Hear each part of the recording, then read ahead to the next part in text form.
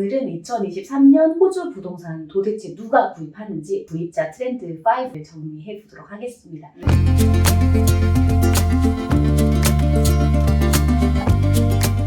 안녕하세요. 호주 부동산 전문가 오리온스타 프로퍼티 대표 자스민 김입니다. 오리온스타 프로퍼티 실장 브렌다입니다. 반갑습니다. 반갑습니다. 실장님도 반갑습니다. 네, 반갑습니다. 네, 오랜만에 뵙네요. 네, 되게 오랜만에 유튜브로 찾아뵙는 것 같습니다. 네, 유튜브에서는 오랜만에 뵙습니다. 네, 저희는 자주 만나고 있습니다. 한국 갔다 오셨잖아요. 네, 한국 상담회 때문에 사실 좀 바빴습니다. 그러니까요. 저희가 1월, 2월 이렇게 두 차례 또 걸쳐가지고 네. 상담회 하고 너무 많이 신청해 주셔가지고 네. 그렇죠. 점심 시간도 없이 사실 쉬는 시간도 없이 아침부터 저녁까지 계속 1시간 단위로 손님들 그쵸. 만났었습니다. 네, 상황이 좀 다 다르시다 보니까 저희가 이제 1대1로 상담을 해드리는데 참석 늦게 신청하셔서 참석 못하신 분도 있고 그런데 여기서 또 하나 드러나는 게 해외 투자자가 많다. 네. 답이 나오네요, 그렇죠? 그리고 실장님도 고객분들 중에 어떤 분들이 많으세요? 요즘에는 사실 첫주택 구매하시는 분들의 숫자가 압도적으로 좀 많이 늘었고요.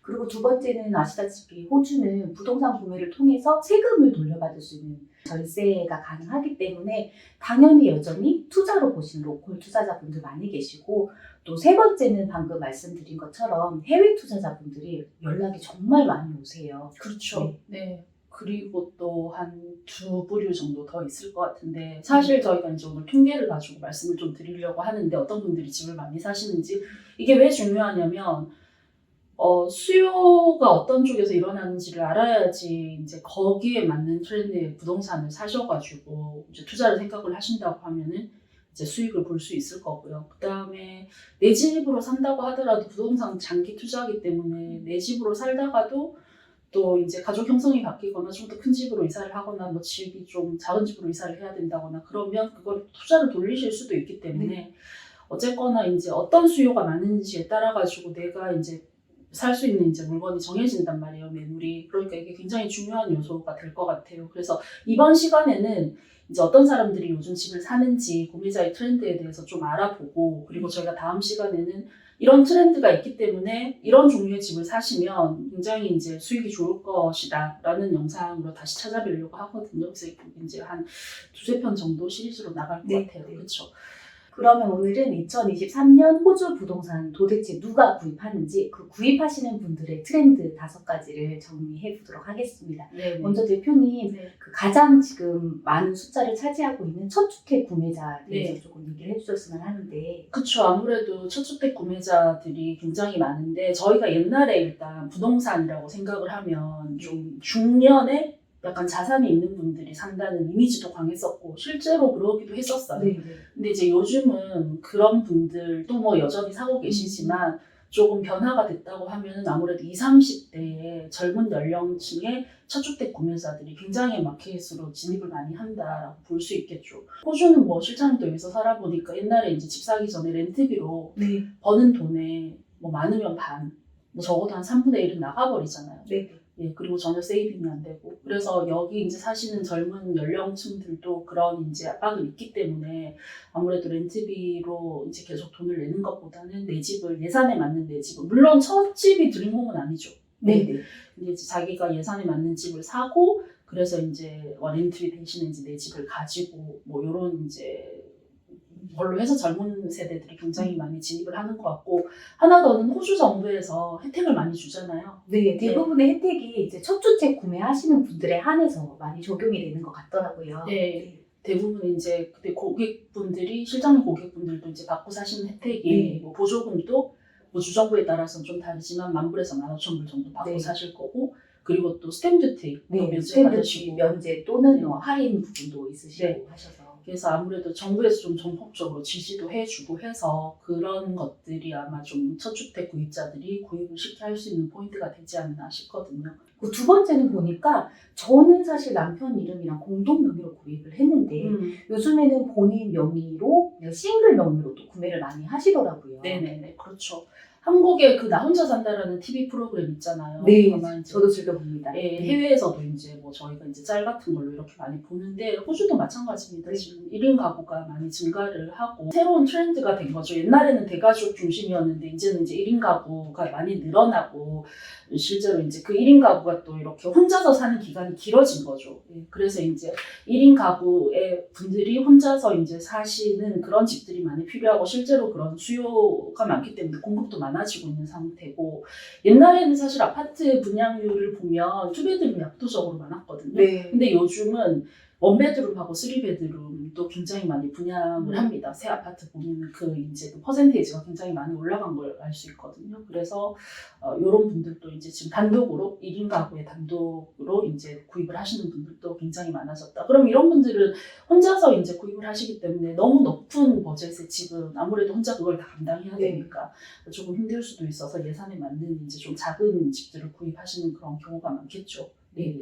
방금 말씀하신 거랑 비슷하게 그 원베드랑 쓰리베드의 수요도 증가를 했다고 말씀하셨잖아요. 그래서 그런지 그 나이 드신 분들 중에 이제 은퇴를 하시고 그렇죠. 원래는 큰 하우스에 살고 계시다가 현재 이제 집을 처분하시거나 또는 그 집을 렌트를 주시고 다운사이징 하시는 분이 많이 계시더라고요. 맞아요. 저도 이제 뭐한 10년 정도 있으면 60 정도 되더라고요. 근데 이제 옛날에는 저도 두리뭉실하게 은퇴라고 하면 뭐 이렇게 되게 한적한 시골에 네, 가서 네. 뭐 바닷가 근처에서 뭐 이상한 이런 망상을 했었어요. 근데 실제로 제가 한 10년 정도 있어서 이제 60 정도 돼서 이제 좀 이렇게 은퇴 연령에 가까워지면서는 실제로는 이제 큰 집을 이제 관리를 하기가 힘들어지는 거죠. 그래서 실제로 호주에 사시는 여기 이제 은퇴 연령에 계시는 은퇴 세대 분들이 실제로 이제 하우스에 사시다가도 이제 생활이 편리한 이제 뭐 투베드룸이나 쓰리베드룸 정도 되는 그런 이제 아파트를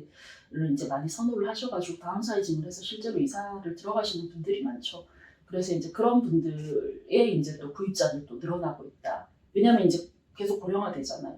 이제 아까 말씀드린 것처럼 이제 수명이 길어졌기 때문에 그런 분들도 상당수 이제 가족이 늘어나면서 하우스에 사시다가 이제 자녀들이 다 크고 독립을 하고 이제 나이가 드신 분들이 이제 그 집이 관리가 안 되기 때문에 이제 이제 다운사이징을 하시는 그런 수요가 굉장히 많이 늘어났죠.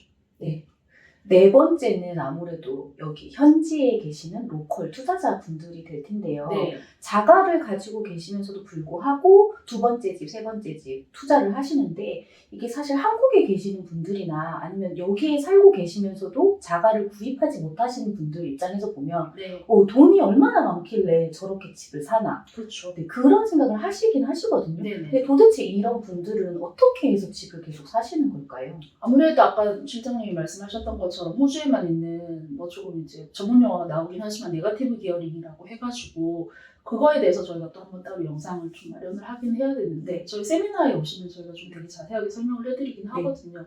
그래서 이제 그 집을 사면 살수록 세금을 돌려주는 이제 이런 구조입니다. 굉장히 특이하죠. 그래서 이제 개인이 최고로 벌 수 있는 그 인컴이 이제 그 레인지로 가게 되면 세금을 내는 게 47.5%까지 세금이 떼이잖아요. 호주가. 반 이상, 반 정도 세금을 내셔야 그렇죠. 하네요. 예, 네. 저희 고객분들 중에서도 연봉 뭐 30만 불 뭐 이렇게 받으시는 분들 꽤 계시거든요. 그럼 그분들은 이제 저번에도 제가 한번 말씀드린 것 같은데 뭐 이제 주위에서 보면 돈을 되게 잘 벌고 좋겠다라고 생각하시는데 이제 결국 세금이 47.5%라고 하면 거의 15만 불 세금으로 내야 되는 거기 때문에 이런 분들은 이제 뭐 실적이 더 좋아진다든지 일을 열심히 하는 것보다 이제 그 세금을 한 진짜 수입의 반 정도로 나가는 그 세금을 어떻게 이제 좀 다시 돌려받고 합법적으로 절세를 할 수 있느냐 이게 포인트인데 가장 크게 돌려받을 수 있는 게 이제 집을 구입함으로써 그게 가능하기 때문에 그리고 지금 렌트 저번에 제가 이제 되게 가격이 올라갔다고 얘기를 했잖아요. 네. 렌트비가. 근데 그런 거는 사실 투자자한테는 딱히 그렇게 나쁜 또 사인이 아니잖아요. 예, 뭐 이게 금리가 올라가면은 자기 집을 사신 분들은 대출을 많이 받아서 사신 분들은 굉장히 부담스러울 수 있지만 또 이제 금리가 올라가면 생기는 현상 중에 하나가 렌트 수요가 증가를 하잖아요. 맞습니다. 네네. 그러면 이제 투자자한테는 그게 또 나쁜 사인이 아니거든요. 그래서 양쪽 토끼를 다 잡는 거죠. 예, 그래서 이제 집을 다 통해 가지고 절세를 하기를 원하고 그리고 이제 당연히 이제 좀 장기 투자를 해서 수익률도 보시고 싶어 하시는 로컬 투자자분들 여전히 활발하게 지금 금리도 조금 올라가고 이제 렌트비도 비싸지고 하는 와중에 이제 자기 집을 사시려고 하시는 분들은 굉장히 고민이 될 텐데 네. 이 두 가지 포인트가 오히려 투자자들한테는 더 좋은 포인트가 될 수도 있다. 맞습니다. 굉장히 좋은 매력 포인트기도 하겠네요. 그렇죠. 예, 그렇게 될 수도 있죠. 또 고연봉인데 세금을 많이 내시는 분들한테는 차라리 그게 이제 좀 더 매력적인 포인트로 다가올 수도 있어서 요새 그런 호주 로컬 투자자들 많이 집을 찾으시는 것 같아요. 네. 네. 그리고 마지막으로는 해외 투자자 네, 분들이 계시는데 맞아요. 해외 투자자분들께서는 실제로 세금 부분을 납부를 하셔야 되잖아요. 네, 네. 그럼에도 불구하고 호주 부동산에 관심이 많으신 이유가 있으실까요?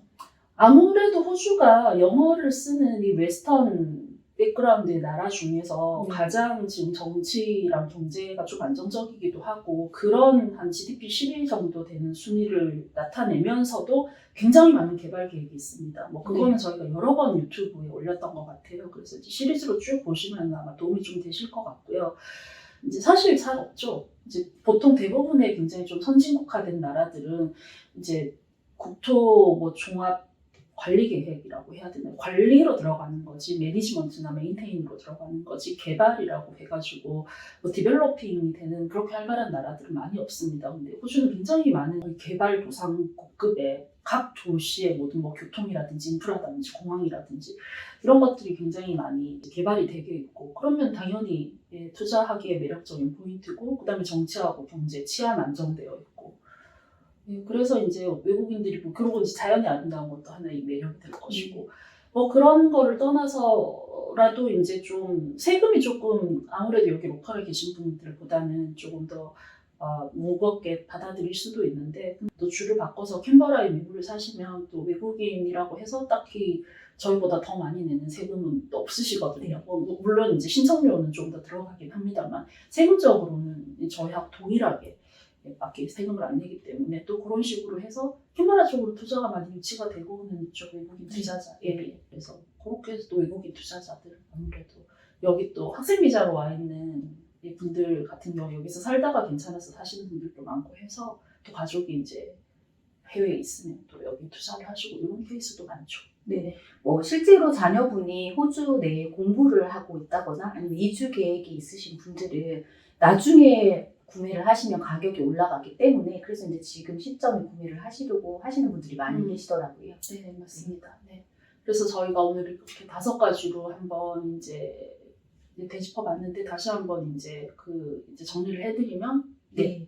그 2023년 호주 부동산 구입자 트렌드 5는요. 첫 번째는 그 첫 주택 구매자분들, 그리고 두 번째는 1인 가족 단위, 그리고 세 번째는 다운사이징을 원하시는 은퇴하신 분들, 네 번째는 로컬 투자자분들, 그리고 마지막 5번째는 해외 투자자분들 이렇게 정리를 할 수 있겠습니다. 네네. 요거 잘 기억해 두시고요. 저희가 이런 분들의 수요가 많기 때문에 그래서 이런 수요가 많은 집을 사시면은 아무래도 좀 이제 투자 가치가 더 있겠죠. 그래서 네. 그거 어떤 집을 사시면 좋을지에 대해서는 저희가 다음 시간에 다시 영상으로 만나뵙도록 하겠습니다.